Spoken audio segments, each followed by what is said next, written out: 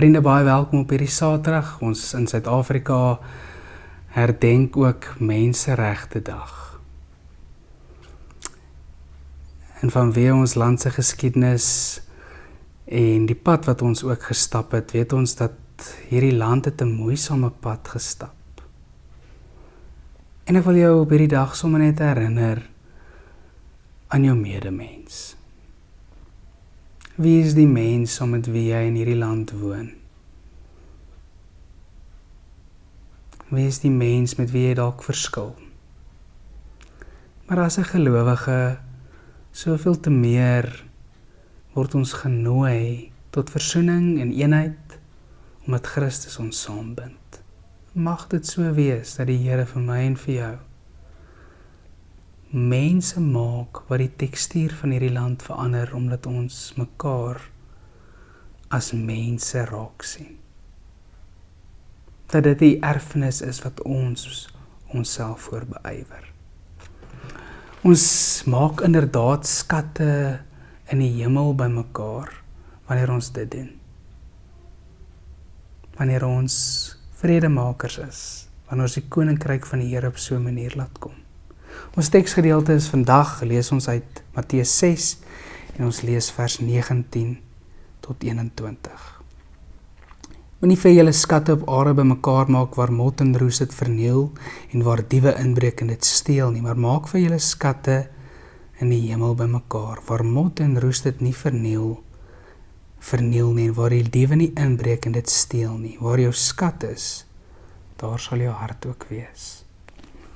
Ons gesels nou die aand, vir ons omgegroep, gesels ons juis oor hierdie ding. Is dat dit ons so maklik is. Het is so maklik om hierdie skatte wat op aarde is op te stapel. En ons spandeer al ons tyd en al ons energie om onsself op te lei en geleerd te kry, sodat ons nog skatte kan bymekaar maak op aarde.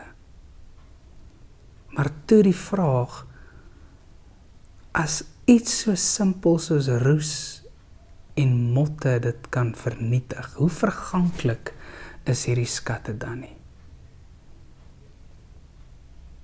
Natuurlik het ons goed ook in hierdie lewe nodig om oor die weg te kom.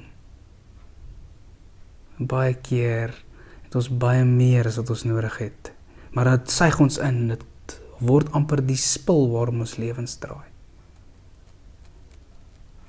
Kyk eintlik hoe verganklik is die goed wat ons hier op aarde bymekaar maak. En dit is vir ons amper die ultimate. Maar hier is 'n ander pad. Die koninkryk van die Here en van die hemel lyk anders. Die hemel wat af aarde toe sak, wanneer mense eerder skatte in die hemel bymekaar maak. Is hierdie dinge wat ons minder tyd op spandeer. Ons dink ons spandeer meeste van ons tyd daarop, maar dalk baie keer gebeur hierdie goed in ons koppe. Maar dit speel uit in 'n konkrete, doelbewuste keuse oor hoe ons die koninkryk laat kom. En mag ek en jy mense wees wat skatte in die hemel bymekaar maak, deur dit wat die koninkryk kenmerke is, om dit op te soek, om dit na te streef, en dit onsself daartoe te beywer. Ek dink sommer net aan lied 488, soek allereers die koninkryk van God en sy geregtigheid. Mag dit ons eerste fokus wees, soek allereers die koninkryk van God. Mag dit so wees. Dankie Here dat U vir ons goed is. Dankie dat U vir ons genade betoon.